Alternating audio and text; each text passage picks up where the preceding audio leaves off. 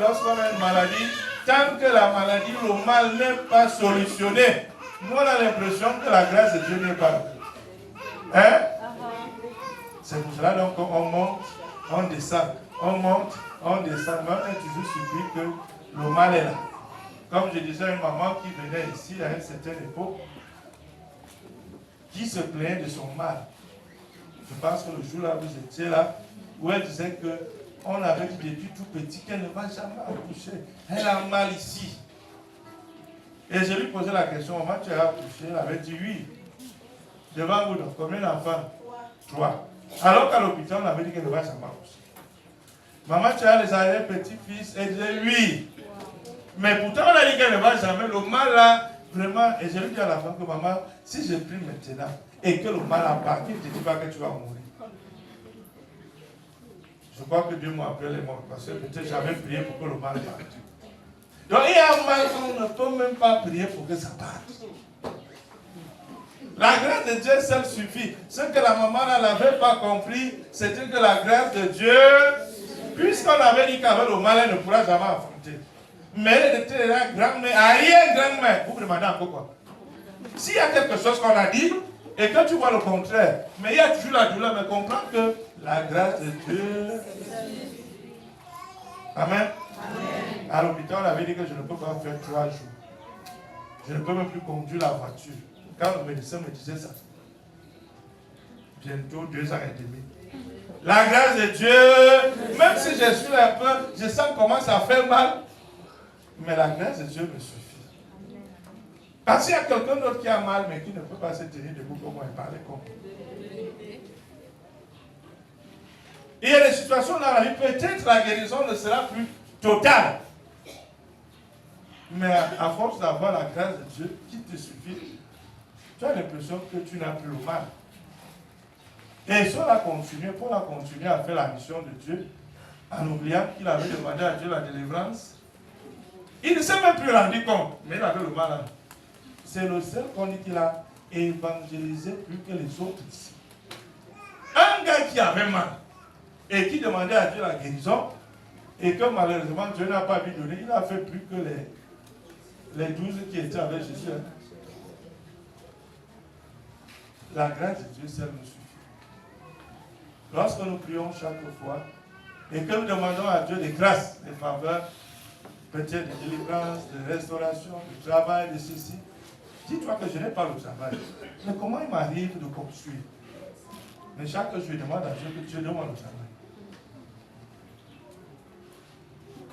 La grâce de Dieu, la grâce de Dieu peut t'amener à ne pas avoir le temps, mais à réaliser les grandes choses. Il y a des choses que nous demandons à Dieu, mais Dieu, lorsqu'il est là, nous, on ne le voit même pas. Nous, on est toujours dans nos demandes. Donc, mais pourtant, Dieu, il a résolu le problème autrement. Peut-être tu attends physiquement autre chose, mais Dieu a comblé ça autrement. La grâce de Dieu, ça nous suffit. Seul avec son handicap, mais il ne savait pas qu'avec cet handicap, il pouvait faire des grandes choses. On avait vu le film des Choisis ici, là, où il y avait un apôtre là-bas appelé Jacques, et qui demande à Jésus de le guérir. Jésus commence à rire. Parce que Jacques voit Jésus guérir les gens à gauche et à droite. Mais lui qui marche avec Jésus, il est toujours là avec son mal. Jésus ne lui dit pas, sois ici, je prie sur toi pour que tu sois guéri. Mais il lui parle plutôt des projets qu'ils auront. Je vois avec toi, nous allons réaliser des choses. On va parcourir le monde. On va évangéliser. Ton nom sera grand. Il ne dit pas que tu seras guéri. C'est-à-dire que Jésus ne fait même pas allusion à sa maladie. Mais il pose d'abord la question, est-ce que tu sais que je peux guérir? Mais Jacques est perdu parce que Jacques voit Jésus guérir les gens. Mais lui qui est disciple de Jésus, il ne comprend pas que Jésus guérit, mais lui qui porte la maladie, qui est tout le temps avec Jésus, il a le mal. Mais quand Jésus lui répond, il ne lui dit pas que oui, tu seras guéri. Il lui parle plutôt du projet. Il va rendre son nom grand, ils seront ensemble. Donc Jésus ne dit pas à Jacques, oui, tu seras guéri, je vais te guérir. Et il dit, c'est ton projet, là, le projet là que nous allons regarder. Et peut-être, là, tu seras guéri après. Mais est-ce que c'est pour cela que Jacques, réellement, n'a pas accompli le projet de Dieu parce qu'il était malade? Parce que parfois, la grâce de Dieu nous permet de ne pas voir notre maladie, mais réaliser des choses. Mais il y a des gens qui ne voient pas la grâce de Dieu, mais sont toujours couchés sur leurs problèmes. Mais alors qu'il y a la grâce de Dieu qui les permet d'avancer. Plus tu seras concentré sur la grâce de Dieu, plus tu ne verras pas ton problème. Mais plus tu es concentré sur ton problème, même la grâce que Dieu t'a donnée ne va pas t'amener. Jacques ici ne pouvait pas faire 2 pas, 3 pas, s'il ne regardait que son mal. Mais il a été surpris d'avoir parcouru le monde pour annoncer l'évangile de Jésus-Christ. Saul ici ne pouvait pas faire tout ce déplacement s'il regardait ce que l'ange de Satan avait fait. Mais il a été surpris qu'avec la grâce de Dieu, il a fait un certain nombre de choses. La grâce de Dieu seule te suffit.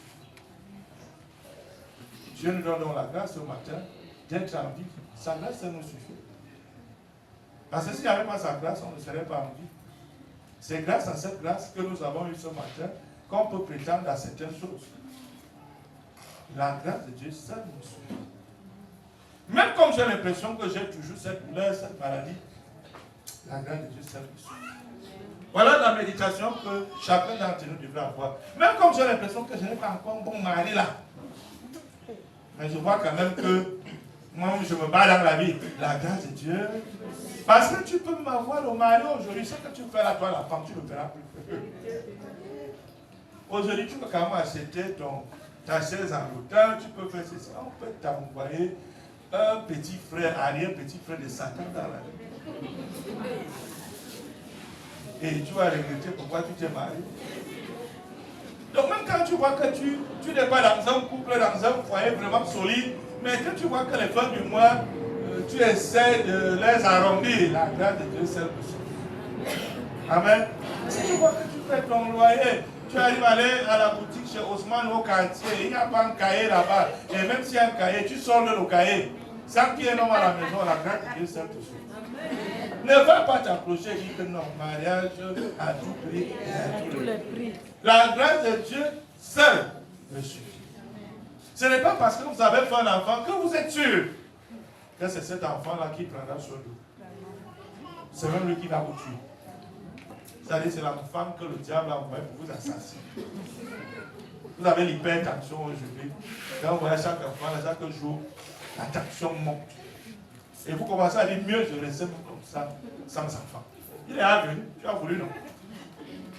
Il est venu, tu as dit ta chose en paix, tu allais provoquer le diable, il t'a envoyé ce qu'il ne fallait. Quel que soit ce que nous voulons, il y a toujours la grâce de Dieu.